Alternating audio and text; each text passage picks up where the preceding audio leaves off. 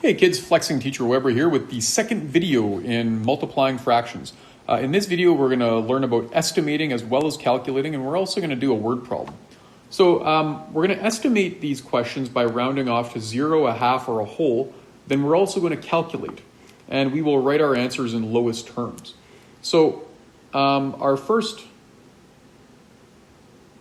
question is 8 over 15 times 5 over 6. And what we're going to do first off to the side is we will do a little estimate. So I'll put EST for estimate. Now to estimate these, you want to study the fraction and determine whether it's closer to 0, a half, or a whole number, and then round it off, because that'll make an easy estimate that's easy to do in our head. So 8 over 15 is pretty much close to a half. So we would round that fraction to a half. And 5 over 6 is pretty much close to a whole. So we'd round that fraction to a whole. And anything times 1 is equal to 1. Or is equal to itself, pardon me, which means a half times 1 is a half. That's the estimate. So to estimate these, round them off to benchmark numbers like 0, a half, or a whole, and then just do the quick multiplication. To calculate these, simplify the tops and the bottoms of the fractions by studying your diagonal numbers. The greatest common factor of 8 and 6 is 2. So we'll mentally divide. 8 divided by 2 is 4. We'll cross out the 8 and put a 4. And 6 divided by 2 is 3. We'll cross out the 6 and put a 3. On our other pair of diagonals, 5 and 15, the greatest common factor of 5 and 15 is 5. 5 divided by 5 is 1. 15 divided by 5 is 3. When we work this out, we have 4 times 1 over 3 times 3, and that is equal to 4 over 9. And that is very close to the estimate of 1/2. Okay? So adding in the estimating just helps us understand the answers a bit better, understand what we're getting, since we're doing a real process where we sometimes lose track of what the actual numbers mean. Okay, let's do another one. 3 fractions this time. So we'd have 3 over 5 times 2 over 27 times 5 over 1. And over to the side, we'll do a little estimate.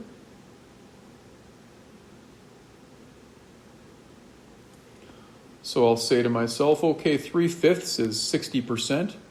That's closer to a half. And 2 over 27, well, that's pretty close to 0. So times 0. And 5 over 1, that's just 5. Now, the weird thing about this is that anything times 0 is 0. So a half times a 0 is 0. And then we'd have times 5, and that's still 0. So that might seem like a poor estimate, but what it does tell us is that our answer, even though we're multiplying a bunch of things together, our answer is going to be close to 0. Okay, now let's simplify by finding numbers on top that share factors with numbers on the bottom. The first one I see is 3 and 27. Okay, the greatest common factor of 3 and 27 is 3. So 3 divided by 3, 1. 27 divided by 3, 9. And then I see another pair of diagonals here and here. The greatest common factor of 5 and 5 is 5. 5 divided by 5 is 1. 5 divided by 5 is 1. I think we have them all now. So on top we have 1 times 2 times 1. On the bottom we have 1 times 9 times 1. And when you work that out, 1 times 2 times 1 is 2. And 1 times 9 times 1 is 9. And 2 over 9 is actually a pretty small fraction and pretty close to 0. Let's do another one. So number 3, 4 over 9 times 7 over 8 times 2 over 3. And we will do a little estimate over here.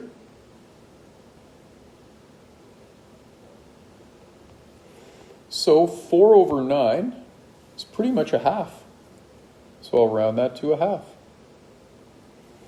And 7 over 8 is pretty much 1. So times 1. And 2/3 is 66%. That's closer to a half. Now when you work this out, a half times 1 is a half times a half. And a half times a half is a fourth. So our answer is going to be somewhere near a fourth, or 1/4. Okay, let's simplify by seeing if we can find numbers on top that share factors with numbers on the bottom. First one that stands out to me is 4 and 8. 4 divided by 4 is 1. 8 divided by 4 is 2. And then I see another pair, even though this one's been simplified already, you can do 2 and 2. 2 divided by 2 is 1. 2 divided by 2 is 1. Let's take a moment to write down what we have left. 1 times 7 times 1 over 9 times 1 times 3.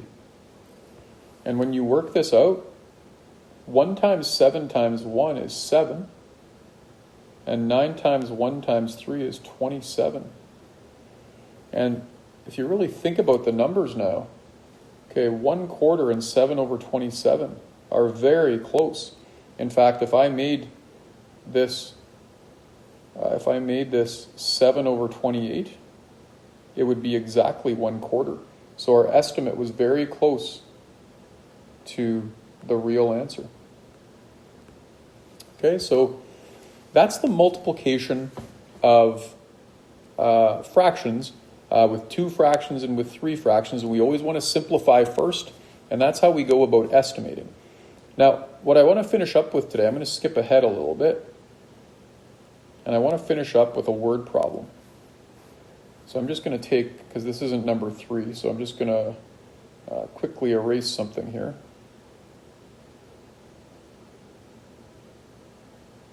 So we'll take the number 3 off there. So I want to end with a word problem. Okay, so this says 2/3 of the people in Mr. Weber's family live in Saskatchewan. Of those 2/3, a half of the people live in Regina, Saskatchewan.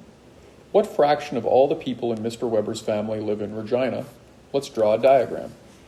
So I wanted to show what multiplication of fractions actually looks like with a practical situation. So let's draw this situation, and let's pretend that the whole rectangle represents my entire family. I have family in Saskatchewan, I have family in Ontario, I have family in Manitoba, I have family in the United States. So this rectangle represents my entire family. But 2/3 of my family live in Saskatchewan. And of those 2/3, half of my family live in Regina. What fraction of all the people in Mr. Weber's family live in Regina? Well, a lot of kids automatically say, this is easy. Okay, it says in the problem, a half of all the people in my family live in Regina. But it's not half of all the people who live in my family live in Regina. It's half of the 2/3 in Saskatchewan who live in Regina. So let's take a look at what this looks like. We're going to start off representing the amount of my family who live in Saskatchewan. That's 2/3 of my entire family. So in this rectangle, I'm going to divide it into thirds, and I'm going to shade in 2/3 to represent my family in Saskatchewan. There's 1/3. there's 2/3. So I'm going to say here that 2/3 equals family in Saskatchewan.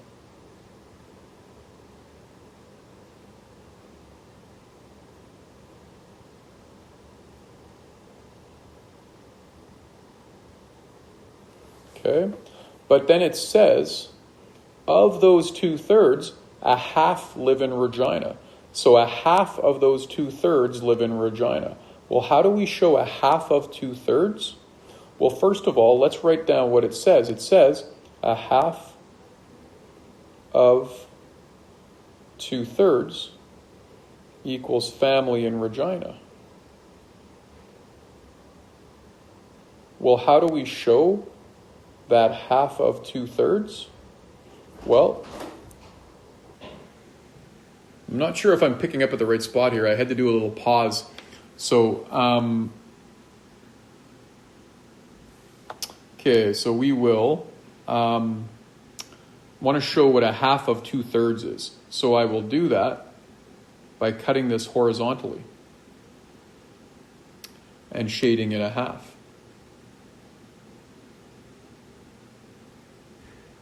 And now a half of 2/3 is that overlap of blue and red. So the blue represents my family in Saskatchewan, and the red over the blue represents the family that lives in Regina. So if you're talking about my whole family, that's 2 out of 6, or 1/3 of my family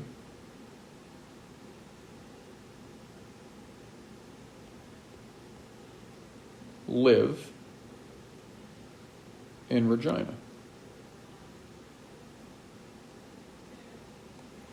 Okay, so that'll give you an idea of the kind of thing you should do on the word problems from the assignment. So I gave the kids an assignment today. It was ML 214, numbers 3 to 9. They should show all of this in their notebooks. Now, if they need more challenges, there's a back page to that assignment as well. And they could do questions on the back page on ML 215. But all I'm going to expect that they do is the assignment ML 214, numbers 3 to 9. And if they want some challenges, they can do some more on the back. That's all for now. I hope that helps. Flexing Teacher Weber, out.